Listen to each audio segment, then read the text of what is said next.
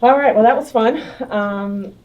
We talked as a team, and we talk literally every day, and the players will tell you just about creating that identity and who are we.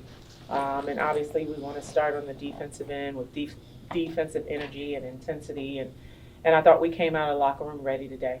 We had really good scout prep. The players were focused at shoot around, and just the way that we're playing really, really hard. And we talked to them about 20 minutes last game. Let's put together 40 plus minutes today.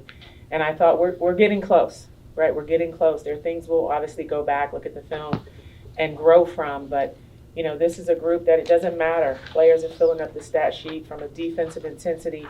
We got our 40 plus rebounds. We got 49 rebounds today. We were plus 12. We had 40 paint points. And these are goals that we write on the board. And they really work hard, both of them, to try to make it happen. But we could bring half of the team in here today because it's a group effort.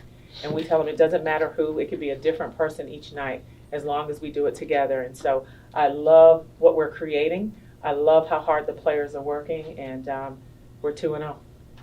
Open up to questions. So how did the Sun Devils maintain composure during Montana State's Bobcats run in the third quarter? And it's added that rebounding was key for tonight. Which player do you give credit for? Oh, I'm going to say it's a team deal. The team had to get 40 plus rebounds, and the team did it. Now, obviously, the two sitting beside me were leading the way, but it was a team effort on the boards. But Montana State, that's a championship team. They were regular season champions a year ago, and so we told the team that. They're not going to quit. They just took Big 12 foe BYU. I mean, it was down to the wire. So we knew that they were going to come in and compete. And when we called the timeout, it was that's their last run, right? This is a team, they made their run, now we need to finish.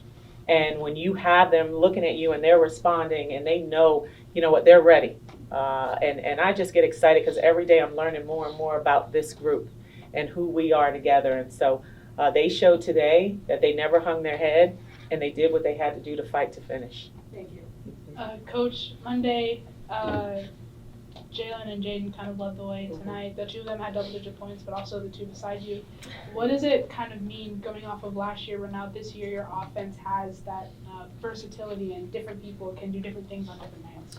Well, and I think when you think of last year, we just didn't have the personnel. We didn't have the time that we've had with this group to build this culture and this chemistry. And so we just look at where we are now. Part of who we are, Journey's healthy, right? Khadijah here, she's a new member to the team. And so we have so many new faces. And right now, I love it because they can play multiple positions. Journey's guarding on the perimeter. At the end of the game, we switched everything. And just being able to have the personnel and the depth to be able to do so. We don't have just the starters and then the bench. We just go next player up. And that was the mentality. And so the deeper we can go, the more you're going to see us change defenses and play harder and making it hard for our opponents. So excited where we are this year. And making it hard for the opponents, Coach, talking about, just 8 points in the second quarter that they have. What did you see? Adjustments you make between the first and second? Not like they shot crazy in the first, but just to hold them to under double-digit points. Well, we knew, again, they really want to spread the floor, and they wanted to get downhill to draw the foul one, but to draw the defense and kick. And so we had to be really disciplined. We had to be on the help line. We really emphasized no slips, no backdoors, no face cuts. And again, they got some, obviously, but if we were there, make them take a contested shot, make them take a tough shot, and then limit them to those second and third chance opportunities. And I just saw us really intentional about trying to stay true to the scout and do what we need to do. Following up the first question, what was your message to the team when Montana was going on a run in the third quarter during the timeout when you guys were up 51-41? What was your message? That we had talked about this, right? And just reminding them, hey, we had this conversation. We knew they were going to make a run, right? They made the run, and now they're done. And how do we get back to playing our way? It was defense. And so we talked about in practice, we have different drills, but this one was stop, score, stop. And that's how we had to think about it. We didn't need any offensive hero plays. We needed to do it with defense. And so that's what we just refocused, and we said stop, score, stop to the finish. DJ, you came out very aggressive tonight. Obviously, it worked out well for you. What were some of the things that you were looking for when you were out there? Just playing hard. That's it. I'm not looking for nothing else but just going hard, and everything else will come after that.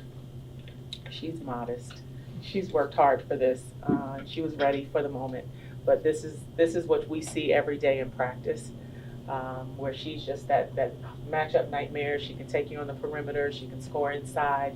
And so when her name was called, she was ready. Were you more comfortable this game, with the transfer, new plays, first game on Monday? Were you more comfortable tonight than maybe you were a couple of days ago?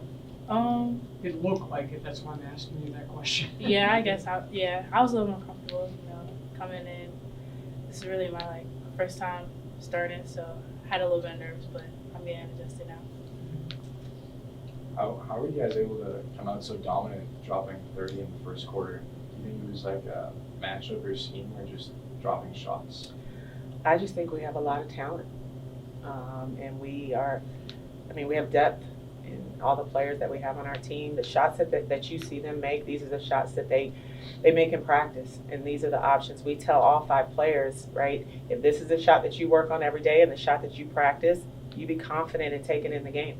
And so that'll make the opponent, they can't just focus on 1 to 2 people. Everyone has to be ready. And so we work on a lot of these options and these shots, and we knew where we were going to have these options based on how they were going to play us. So they were ready. Journey, we remember last year when you were headed up, it looked like you were just about to take off, and then you got hurt, and then, so what's your journey been to get back to where you're at right now? It was hard with, any injury is really tough because it's a lot of mental stuff, knowing that you feel like you can't help the team out, but you just gotta push through it. So once you're, able to take those steps, you gotta make them count. You gotta remember, that feeling it was when you were on the bench and you couldn't do anything to help your team.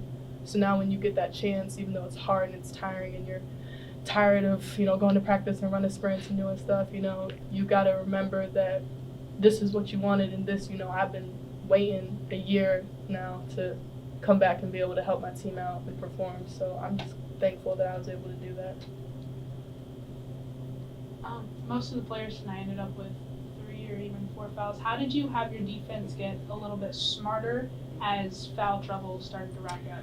Well, we were aggressive out of the gate. I don't know if you know, we were trapping ball screens. And so in the second half, we took that trap off. And we just kind of, we switched in some areas. We let the guard go through. So we weren't as aggressive on their ball screens. And we spotted our pressure. We kind of went full court press early in the first 2 quarters, first half. But we pulled that back and we spotted that a little bit. So we adjusted on the ball screen defense, and then the full court pressure, we took it off a little bit. Coach, and really for anyone, but you spoke a lot about having a full off season and the difference that makes.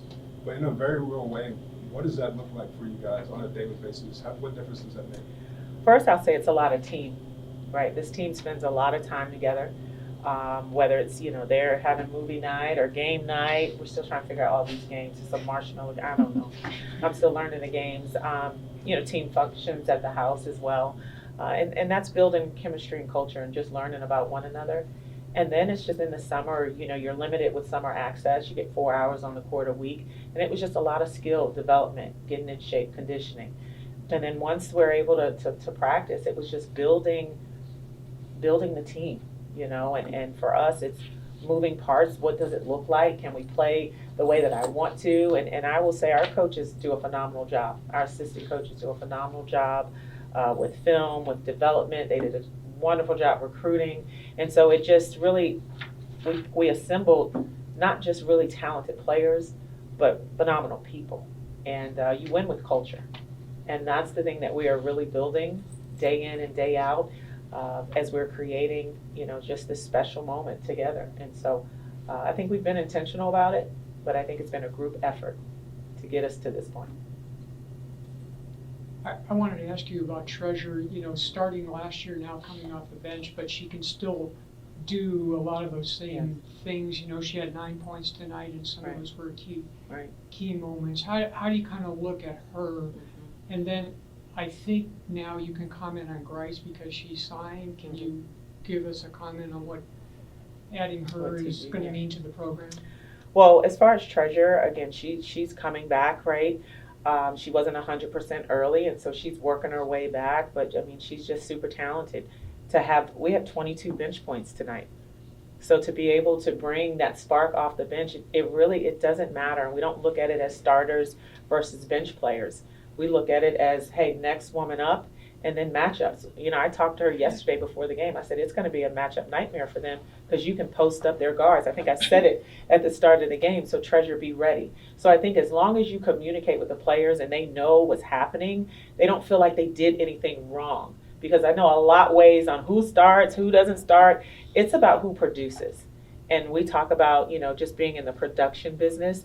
And as long as she can see herself help the team and her teammates support that and cheer for her, we have an exercise where we brag on a teammate. And I think she got a brag from every player tonight for being that spark. And that's the thing you'll know about Treasure. She's not selfish in that way where she's thinking about herself. She's thinking about whatever she needs to do to help the team. And it was recognized, and it's being recognized every day. And as far as, you know, Tamaya Grice, we call her TG, 6'5", 6'6" post out of Houston. We're excited, you know, and they love her. I mean, as soon as she got on campus, you could tell that she hit it off with our players, you know, coaching staff, family, and she will be that big presence inside. And I'm sure a lot of our forwards over here will be happy because now they can stretch, they can face out. They don't have to spend all that time in the paint. But she's a force inside. Rebounds, she can run, she can score over either shoulder. But she's just a really big presence. And I think that's one piece that we need just to get bigger inside.